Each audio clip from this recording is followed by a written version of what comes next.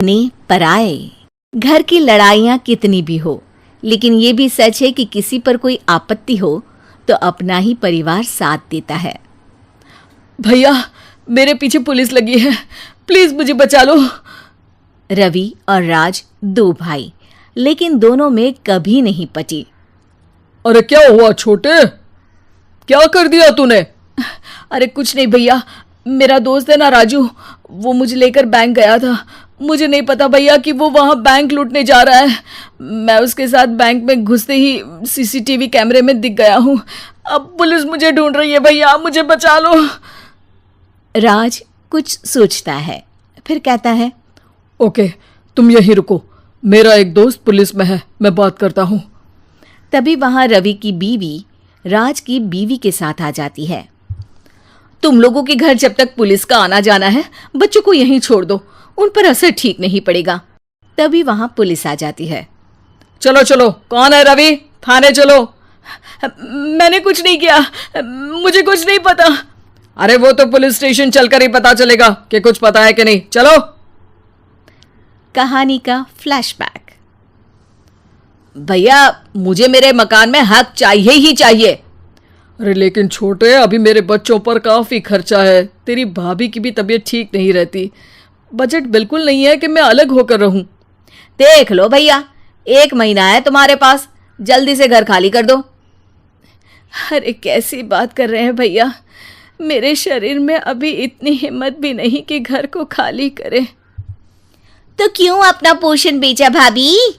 अरे तुम तो जानती हो, पिताजी की बीमारी के कारण उन्हें हमारी जरूरत थी, कैसे आते पैसे। ससुर जी तो बूढ़े थे भाभी, उनकी बीमारी में भी पैसे लगाना कौन सा अकल का काम था। तो क्या पिताजी को मैं मरने के लिए छोड़ देता? अरे रवि, तू तो समझ, पापा को हमारी जरूरत थी, उन्होंने हमारे लिए हर वो काम किया जिससे हमें खुशी मिले। बैक टू रवि, जो जेल में बैठा है। ये मैंने क्या कर दिया था? मैं ना पिता का हुआ ना ही भैया का, मेरे साथ जो हो रहा है ठीक ही हो रहा है। तभी वहां पुलिस वाला आता है। रवि, तुमसे कोई मिलने आया है। भाभी, आप यहाँ क्यों आई? पुलिस स्टेशन है ये भाभी। भैया, आपकी जगह मेरा भाई होता तो क्या मैं नहीं आती? अच्छा, ये खाना ले लीजिए, खा लीजिएगा। आपके भैया लगे हैं वकीलों और पुलिस वालों से बात करने में, डरने की कोई बात नहीं, जब आपने गुनाह किया ही नहीं तो सजा भी नहीं मिलेगी। रवि भाभी को देखकर रोने लगता है। घर में साक्षी चुपचाप बैठी होती है कि तभी सोनम कहती है, अरे साक्षी, क्या हुआ, परेशान क्यों हो रही हो? भाभी, अभी अभी पुलिस स्टेशन से खबर आई है, इन्हें बड़े जेल में शिफ्ट किया जा रहा है, मैं क्या करूंगी भाभी? रो मत, हम अच्छे से अच्छा वकील करेंगे। लेकिन उसमें तो बड़े पैसे लगेंगे दीदी, हम इतना पैसा कहाँ से लाएंगे? अरे क्यों, ये मकान है ना, और मेरे कुछ गहने भी है। साक्षी की आंखों में पानी आ जाता है। पर दीदी, ये तो आप और भैया की मेहनत की कमाई है। पापा के बाद भी तो हम लोगों का सब खत्म हो गया था, पापा को तो बचा नहीं पाए, लेकिन भैया को जरूर बचा लेंगे, और भगवान चाहेंगे ना तो दोनों भाई मिलकर इससे भी बड़ा मकान खड़ा कर लेंगे। साक्षी। थोड़ी देर में राज वहां आता है। सोनम सही कह रही है साक्षी, पैसों की कमी के कारण किसी भी बेगुनाह को सजा नहीं मिलती। राज एक अच्छा सा वकील करता है। सोनम और साक्षी बचाए पैसे और अपने गहनों को बेचकर रवि का केस लड़ते हैं और जल्द ही रवि जेल से बाहर आ जाता है। रवि राज को गले लगाकर कहता है, भैया मुझे माफ कर दो, मुझे साक्षी ने सब कुछ बताया है। भैया, आपने मुझ पर विश्वास किया, मेरे लिए दिन रात मेहनत की, भाभी ने अपने गहने तक बेच दिए। भैया, आपने तो पापा के लिए भी पैसे नहीं देखे, लेकिन मैं बहुत ही सेल्फिश निकला। भैया, एक आखिरी बार मुझे माफ कर दो, मैं शर्मिंदा हूँ। अरे भाई, अपने तो अपने ही होते हैं, पापा ने हमारे लिए क्या नहीं किया ये तुम्हें बताने की ज़रूरत नहीं है मुझे, और फिर तू तो मेरा भाई है। पैसे से बढ़कर रिश्ते होते हैं भाई। पीले दांत वाली बहू। रंजना कभी ब्रश नहीं करती थी। उसे कितनी बार उसके माँ बाप ने डांटा, लेकिन उसका कोई असर उस पर होता ही नहीं था, जिस कारण से उसके दांत पीले पीले हो जाते हैं। शादी के बाद। अरे बहू, वैसे तो तुझ में कोई कमी नहीं है, पर तेरे दांत इतने पीले कैसे हैं बेटा? कैसे मतलब? कोई सर्जरी थोड़ी ना कराई है। वो तो क्या नाम, मैं ब्रश नहीं करती थी तो पीले हो गए। अब क्या करूं? आप कहे तो लाल करवा लूं या फिर काले? यार ये क्या है, क्यों माँ से लड़ रही हो? लड़ रही हूँ? अरे मैं लड़ रही हूँ या ये बोल रही है कि दांत पीले हैं, पीले। अरे तपस्या थोड़ी ना की है इन्हें पीले करने के लिए। बकायदा ब्रश नहीं किया है 20 साल तक, तब जाकर। छी, कैसी बात कर रही हो? ये उस वक्त तो पीले नहीं थे जब हम लोग तुम्हें देखने आए थे। अरे तब साफ करवा लिया होगा डेंटिस्ट के पास जाकर। अब देखो कैसे पीले पीले लग रहे हैं। रंजना सास की तरफ गुस्से से देखती है। फिर शुरू हो गई पीले पीले पीले। अरे पीले तो तब भी थे जब मेरे हाथ का रसगुल्ला उड़ा उड़ा कर खा रही थी और बोल रही थी, लड़की नहीं गुणों का खजाना दे रहे भाई साहब आप। खैर, अब वो लोग करते भी तो क्या करते, पीले दांत वाली बहू पल्ले पड़ी थी तो झेलना तो था ही। एक दिन कीर्तन में रंजना गाना गा रही थी। अरे कमला बहन, माँ का द्वार है, यहाँ तो सब शुद्ध होकर आते हैं, फिर अपनी बहू को ब्रश भी नहीं करवाती तुम। दूर से पीले पीले दांत भक्ति में बाधा उत्पन्न कर रहे हैं। और कोई 2 साल के बच्चे थोड़ी ना लेकर आई हूँ मैं बहू बनाकर। अच्छी खासी लड़की है, अरे कैसे करवाऊं ब्रश? ये तो उसे खुद करना चाहिए ना। अब माँ बाप तो इसके जैसे तैसे निपटा दिए, ये नहीं सोचा कि सास कैसे संभालेगी। सास बहू को लेकर घर आ जाती है, लेकिन सोच लेती है कि अब इसे लेकर कहीं नहीं जाएगी। अगले रोज बहू कहती है, अरे क्या हो गया, मंदिर नहीं जाना क्या? कीर्तन का वक्त हो रहा है। मेरी मधुर वाणी से कान्हा जी जागते हैं और सोते हैं। आप तो जानती है ना उनकी भक्ति में कितना मन लगता है मेरा। वो क्या है ना, तबीयत ठीक नहीं लग रही है मेरी, आराम करूंगी मैं। तबीयत ठीक नहीं लग रही? अभी तो मिथुन के गाने पर नाच रही थी आप, और अब बोल रही है कि तबीयत ठीक नहीं लग रही। अरे भक्ति में मन लगा लो सासू माँ, ऊपर जाना है, क्या मुंह दिखाओगी आप? हाँ? सास को बहू की बात पर गुस्सा आ जाता है। मैं क्या मुंह दिखाऊंगी, इसकी चिंता तो ना कर, समझी? अपने मुंह की चिंता कर, जो ये पीले पीले दांत लेकर हर जगह पहुंच जाती है। पता है लोग कितना मजाक बनाते हैं। ना जी ना, मैं नहीं जाना कहीं तेरे साथ। तो ये बात है। कोई ना, मत जाओ, मैं अपने कमरे में ही बैठकर भक्ति कर लूंगी। ऊपर वाला दांत थोड़ी ना देखता है, मन देखता है, भावना देखता है। और अरे बस बस, तू सब कुछ दिखा, बस ये सफेद चमकदार दांत ना दिखाना किसी को, है? जा यहाँ से। बहू को सास की बात का कोई फर्क नहीं पड़ता, वो तो जैसी थी वैसी ही रह जाती है। सुबह नहाकर किचन में खाना बनाना, फिर खाना खाना, कीर्तन भजन करना और सो जाना। एक दिन, माँ जी मैं सहेली के घर जा रही हूँ, शाम को लेट आऊंगी। हाँ, तो जाना, मैंने कौन सा तेरी आरती करनी है घर पर बैठकर। रंजना सहेली के घर जाती है, जहाँ वो पार्टी में जाने की तैयारी कर रही होती है। अरे शिखा, कहाँ जाने की तैयारी कर रही है? मैं गलत वक्त पर आ गई क्या? अरे नहीं यार, उल्टा सही वक्त पर आई है। मैंने ये साड़ी और ज्वेलरी निकाली है यार, शाम को इनके ऑफिस की एक पार्टी में जाना है। बताना कैसा लग रहा है ये सब? नहीं यार, इस ड्रेस के साथ तो वो वाली ज्वेलरी अच्छी लगेगी। हाँ, सही बोल रही है, मैंने ध्यान ही नहीं दिया। वैसे तो हमेशा से मस्त फैशन सेंस रखती है। तो बड़ा जाती होगी ना पति के साथ पार्टी में। रंजना कुछ नहीं बोलती, बस सोचती है कि यार काश ये बात सही हो जाती, पर मैं क्यों नहीं जाती पार्टी में? क्या इन लोगों की कोई पार्टी होती नहीं होगी? रंजना घर आती है और रात में पति से सवाल करती है, एक बात बताइए, आप मुझे किसी पार्टी में क्यों नहीं ले जाते? क्या आपके यहाँ ऑफिस में पार्टी नहीं होती? पति बेचारा क्या कहता कि दांत पीले हैं तुम्हारे इसलिए। अरे कोई पार्टी होती नहीं हम लोगों के ऑफिस में, तो कहाँ से लेकर जाऊं? और मार्केट, मॉल, कहीं वीकेंड घूमना, कहीं तो। अरे यार, सारे हफ्ते में एक छुट्टी मिलती है, तो सोचता हूँ कि आराम ही कर लूं। क्यों? रंजना मन मार के रह जाती है। पहले कभी सास के साथ मंदिर जाया करती थी, लेकिन वो भी सास ने ले जाना बंद कर दिया। घर बैठी बैठी रंजना बोर हो जाती है। तभी उसे आइडिया आता है और वो मायके जाने का सोचती है। सासू माँ, 2 दिनों के लिए मम्मी के घर जा रही हूँ। अच्छा अच्छा ठीक है, आराम से जा। और हाँ, माँ से कुछ अच्छी आदत सीख कर आना कि कैसे शरीर के हर भाग की तरह दांतों की सफाई भी जरूरी होती है, समझी? शुरू हो गई ना आप। वो लोग आपकी तरह नहीं है कि छोटी छोटी बात का बतंगड़ बना दे। उन लोगों के लिए मैं मायने रखती हूँ, ना कि मेरे पीले पीले दांत। रंजना माँ को बिना बताए उन लोगों को सरप्राइज देती है, लेकिन जैसे ही वो दरवाजे पर पहुँचती है, अंदर देखती है कि घर वाले कहीं जा रहे होते हैं। अब माँ, काश रंजना दीदी के दांतों वाली प्रॉब्लम नहीं होती, तो वो भी हम लोगों के साथ चलती ना बुआ जी की बेटी की शादी में। हाँ बेटा, लेकिन अब उसे कौन समझाए कि उसको उसके पीले दांत नहीं दिखते, लेकिन उसके आसपास के लोगों को कितना एम्बैरेसिंग फील कराते हैं।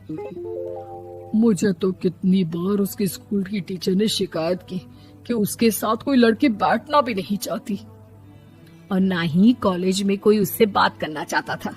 लेकिन पता नहीं क्यों उसे ये बात समझ में ही नहीं आती।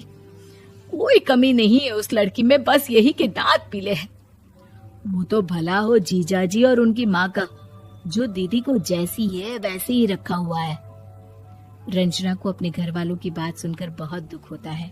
वो सोचती है कि वो क्या करे, लेकिन फिर वो सीधा डेंटिस्ट के पास जाती है, अपने दांत चमकाती है और कसम खाती है कि वो रोज ब्रश करेगी। अरे क्या हो गया?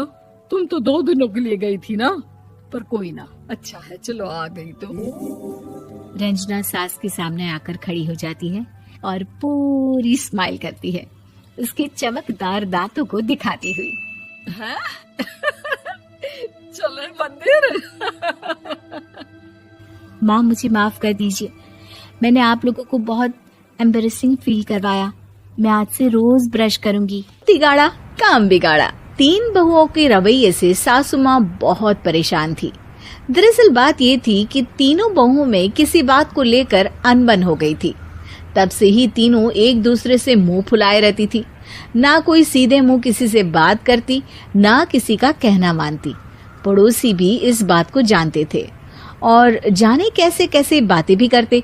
इसीलिए सासू माँ ने तीनों बहुओं को तुरंत अपने कमरे में बुलाया। मैं कई दिनों से देख रही हूँ, तुम तीनों अलग अलग सारे काम कर रही हो। ये सब नहीं चलेगा, तीनों को मिलकर ही काम करना पड़ेगा। सास की बात सुनकर एकदम से बड़ी बहू बोल उठती है। नहीं मम्मी जी, मैं इन दोनों के साथ कुछ नहीं कर सकती। मैं इस घर की बड़ी बहू हूँ, फिर भी ये मेरा कहना बिल्कुल भी नहीं मानती।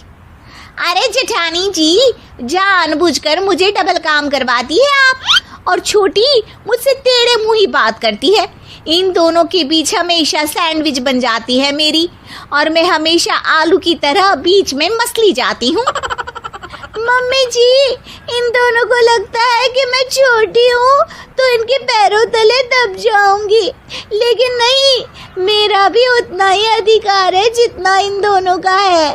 बढ़िया ही दोनों मेरी चुगली करने के लिए, मुझे क्या कम समझ रखा है।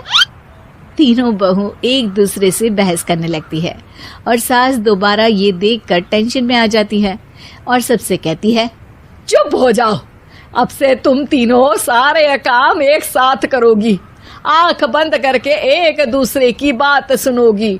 तुम तीनों इस बात को गांठ बांध लो, वरना अगली छुट्टियों में तुम्हारा अपना मायके जाना कैंसिल। सास की बातें सुनकर डर के मारे तीनों हामी भर देती हैं। जी मम्मी जी, मैं समझ गई। हाँ मम्मी जी, जैसा आप कहें, आप जो कहेंगी मैं वही करूंगी। तीनों बहू सास की बात को गांठ बांध लेती है और वादा करती है कि अब से सारे काम वो तीनों एक साथ मिलकर ही करेंगी। ये सब देखकर सास खुश हो जाती है और वहाँ से चली जाती है। नीचे जाकर वो देखती है कि घर में शर्मा जी आए हुए होते हैं। सास जोर से आवाज लगाकर कहती है, अरे बहू, जरा चाय बनाकर तो लाना, शर्मा जी आए हैं। सास की बात सुनकर तीनों बहू तुरंत किचन की ओर भागती है और चाय बनाना शुरू कर देती है। मुझे तो एकदम मसाले वाली कड़क चाय पसंद है, तो हम शर्मा जी के लिए मसाले वाली चाय ही बनाएंगे। अरे नहीं दीदी, गर्मी के मौसम में मसाला चाय कौन पीता है? मैं तो शर्मा जी के लिए इलायची वाली चाय ही बनाऊंगी। ये कैसी बात कर रही हैं आप दोनों? मेरी मम्मी ने सिखाया है कि मेहमान को ज्यादा दूध और शक्कर वाली चाय देनी चाहिए, वरना वो घर वालों को कंजूस समझते हैं। तो मैं तो शर्मा जी को ऐसी ही चाय दूंगी। तीनों बहुएं अपने अपने तरीके से चाय में शक्कर, मसाला, पत्ती सब डाल देती है। उबलने के बाद तीनों मिलकर चाय बाहर लेकर जाती है और शर्मा जी और सासू माँ को देती हैं। चाय पीने के बाद शर्मा जी सासू माँ को देखकर शर्मा जाते हैं और शर्मिंदा महसूस करते हैं कि आखिर उन्होंने चाय पीने के लिए हामी क्यों भरी। सासू माँ भी चाय पीना शुरू करती है और कहती हैं, अरे बहू, ये कैसी चाय बनाई है? चाय है या मीठे दूध की बासुंदी? हाँ, चाय अच्छी नहीं लगी क्या? कोई बात नहीं, हम पराठा बनाकर लाते हैं। चलो चलो अंदर। हाँ हाँ चलो। हाँ आती हूँ मैं भी।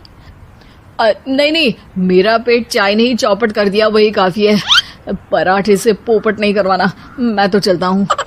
शर्मा जी चुपचाप पतली गली से निकल जाते हैं।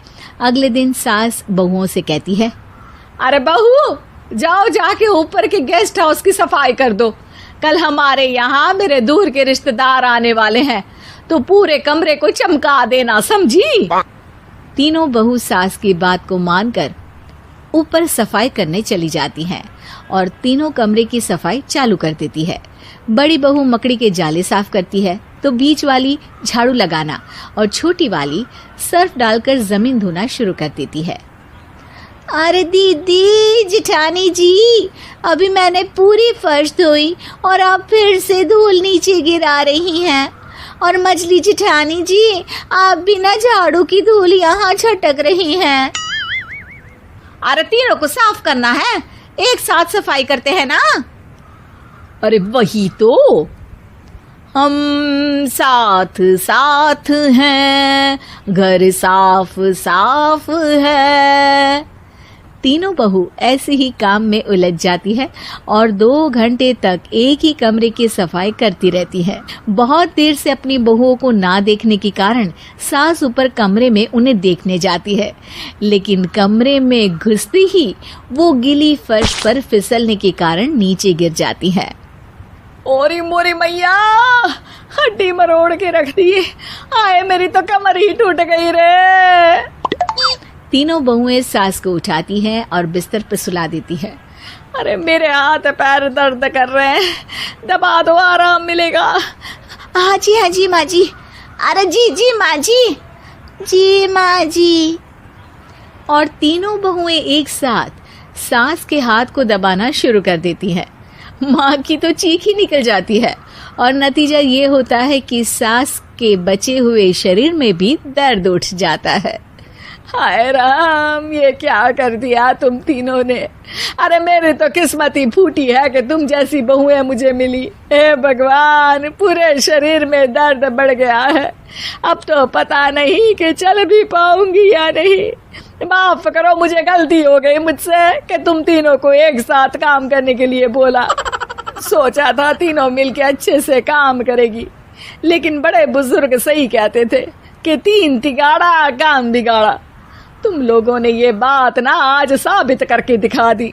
तुम तीनों को तो समझाना यानी मानो भैंस के आगे बीन बजाना है। तुम्हें अकेले अकेले काम करना है ना, तो अब से तुम अकेले ही अपना अपना काम करो। तीनों बहुएं वहां से जाने लगती है। अरे कहाँ जा रही हो? आप ही ने तो कहा कि अपना अपना काम करो, तो मुझे मुल्तानी मिट्टी लगानी है। अरे मुझे भी तो नेल पॉलिश लगानी है। मुझे ना मेहंदी लगानी है। सास अपना सर पीट लेती है और कहती है, अरे मुझे भी लगाना है कुछ। क्या माँ जी? क्या माँ जी? क्या माँ जी? तुम्हारे घर वालों को फोन तुम्हारी हरकतें बताने के लिए। एक शाम प्राची टीवी पर सीरियल देख रही होती है, तभी उसकी सास वहां आती है। अरे सीरियल में तो ऐसे मग्न है जैसे आज रात का खाना पड़ोसी आकर बनाएंगे। मुझे पता ही नहीं था आपने अपने बेटे की शादी पड़ोस में भी की हुई है। हैं? मतलब? मतलब इस घर में सारा काम बहू ही करती है, आप तो सिर्फ खर्राटे मारती हैं। अच्छा जी, फिलहाल तो तुम आराम फरमा रही हो, चलो जाओ, ये मेरे टीवी देखने का समय है। आहा, इसीलिए मुझे भगाया जा रहा है। सॉरी, अब तो बिल्कुल नहीं जाऊंगी। प्राची की इस बात पर दोनों सास बहू के बीच टीवी रिमोट के पीछे बच्चों जैसे छीना झपटी शुरू हो जाती है, जिसके बीच श्लोक भी काम से घर वापस आ जाता है। आज मेरी चूहे बिल्ली की जोड़ी किस बात पर झगड़ रही है? अरे तेरे बीवी मुझे टीवी ही नहीं देखने दे रही। अरे तुम्हारी मम्मी मुझे खाना बनाने के लिए फोर्स कर रही है। अरे वाह, ऐसे बेतुके रीजन पर तो बच्चे भी झगड़ा नहीं करते। अरे मुझे कुछ मत बोल, सब इसने ही शुरू किया है। हाँ हाँ, जैसे आप तो बहुत दूध की धूली है ना। अरे बस, दोनों चुप। प्राची जाओ, खाने की तैयारी करो। और माँ तुम छोड़ो, तुम्हें क्या बोलूं, शांति से अपना सीरियल देखो, मुझे दोबारा लड़ने की आवाज सुनाई नहीं देनी चाहिए। ऐसा बोलकर श्लोक वहां से चला जाता है, जिसके पीछे पीछे प्राची भी कुछ न कुछ बड़बड़ाते हुए रसोई में चली जाती है। हाँ हाँ, सासू जी को तो कुछ बोलेंगे ही नहीं, बस मुझ पर ही हुक्म चलता है, खाना बनाओ, जैसे मैं इनके घर में खाना बनाने के लिए आई हूँ। इसी तरह शाम बीतती है और रात को श्लोक और प्राची की सास खाना खाकर सोने चले जाते हैं, लेकिन प्राची गुस्से में कुछ खाए बिना काम में ही लगी रहती है। इस घर में किसी को घंटा फिक्र नहीं पड़ता, मैं खाऊं या भूखी रहूं। प्राची कुछ देर के लिए रसोई से बाहर जाती है और जैसे ही वापस आती है तो वहां दूध का भरा ग्लास देखकर हैरान रह जाती है। फिक्र पूरी है, बस दिखाना नहीं है। प्राची दूध पीकर सोने चली जाती है और अगली सुबह एक बार फिर सास बहू का कार्टून नेटवर्क स्टार्ट हो जाता है। ये तुमने ही किया है। अरे अजीब जबरदस्ती है, मैं बोल रही हूँ मैंने कुछ नहीं किया। दोनों ने मिलकर पूरे घर को पागल खाना बनाया हुआ है। यहाँ कोई नॉर्मल इंसान तो रह ही नहीं सकता, इसीलिए अब पड़ोसी क्या रिश्तेदार भी घर आने से कतराते हैं। और सुन बेटे, तू भी चंगा, तेरी माँ भी चंगी, तेरी बीवी भी चंगी, रिश्तेदार। हाँ जी, आपको नहीं पता क्या, गंगाधर ही शक्तिमान है, रिश्तेदार ही। हाँ हाँ, बस समझ गया। कभी जानवरों जैसे लड़ेंगी तो कभी जुगलबंदी करेंगी। भाई मैं आप दोनों के बीच में नहीं फंसना चाहता। सास बहू की इस मनमौजी जोड़ी से परेशान होकर श्लोक अपना सिर खुजलाता वहां से चला जाता है। चलो अब मैं भी कीर्तन में जा रही हूँ। इस पर जैसे ही सास कमरे में अपना पर्स लेने जाती है तो वहां नाश्ते की प्लेट रखी देख मुस्कुराने लगती है और नाश्ता करके घर से बाहर निकलते हुए कुछ पैसे टेबल पर रख जाती है, जिसके कुछ देर बाद सिलेंडर वाला घर आता है। ओ मोरी मैया, मैं सिलेंडर के बारे में तो बिल्कुल भूल ही गई थी। घर खर्च के सारे पैसे भी मम्मी के पास है और श्लोक से बोला तो उल्टा 4 बात सुनाएंगे। प्राची ये सोच ही रही होती है कि अचानक उसका चेहरा चमक उठता है और वो घर में आकर इधर उधर देखने लगती है। तभी उसकी नजर टेबल पर रखे पैसों पर पड़ती है, जिन्हें वो सिलेंडर वाले को दे देती है। ये सब श्लोक देख लेता है। अच्छा बेटे, इतना बड़ा घोटाला, सबके सामने मैं तेरी दुश्मन और पीठ पीछे तेरी मेरी यारी। इस पर श्लोक एक प्लान बनाता है और शाम को सब एक साथ बैठे होने पर बोलने लगता है। माँ, तुम दोनों की बहुत लड़ाई होती है, इसलिए मैं सोच रहा हूँ कि प्राची को उसके घर छोड़ाऊं, इससे वो भी खुश रहेगी और तुम भी। अचानक श्लोक की ये बात सुनकर सास बहू शौक से उसकी तरफ देखती हैं। अरे ऐसे कैसे घर छोड़ाओगे, मुझे कहीं नहीं जाना। अरे तुमने बोला नहीं पर मैंने सुन लिया। तुम्हें मम्मी के साथ रहना अच्छा नहीं लगता, मुझे पता है। अरे वो अरे, जब बहू खुद कुछ काम बोले तो वो तुझे सुनता नहीं, और अब जो इसने बोला ही नहीं वो तू समझ गया। जब उसे नहीं जाना तो फिर जबरदस्ती क्यों कर रहा है? अच्छा, फिर आपको मौसी के घर छोड़ाता हूँ। बस अब आप दोनों एक घर में एक छत के नीचे नहीं रह सकती। मैं इस टॉम एंड जेरी की जोड़ी को और नहीं झेल सकता। है? ऐसे कैसे नहीं रह सकते? तुम्हें इतनी दिक्कत है तो तुम्हारा बोरिया बिस्तर पैक कर देती हूँ, लेकिन मम्मी जी कहीं नहीं जाएंगी। बिल्कुल यही सुनना था मुझे। अगर दोनों में इतना ही प्यार है फिर हर वक्त ये लड़ाई का नाटक क्यों करती हो? देखा मैंने कैसे माँ किचन में दूध रखती है और तुम उनके लिए कमरे में नाश्ता रखती हो, और कैसे वो पहले ही तुम्हारी दिक्कत समझकर घर में पैसे रखकर बाहर जाती है। अरे भाई, इतना ड्रामा तो डेली सोप में भी नहीं होता जितना तुम दोनों ने इस घर में फैलाया हुआ है। तू हमें टॉम एंड जेरी बोलता है ना, तो याद कर वो दोनों भी एक दूसरे को बाहर वालों की बुरी नजर से बचाने के लिए हमेशा सबके सामने लड़ते थे, लेकिन अकेले में दिक्कत के समय मदद भी तो करते थे। बस हमारा रिश्ता भी कुछ ऐसा ही है। और वैसे भी अगर सास बहू में तू मैं नहीं होती तो दुनिया वालों को कहानियां कैसे मिलेंगी?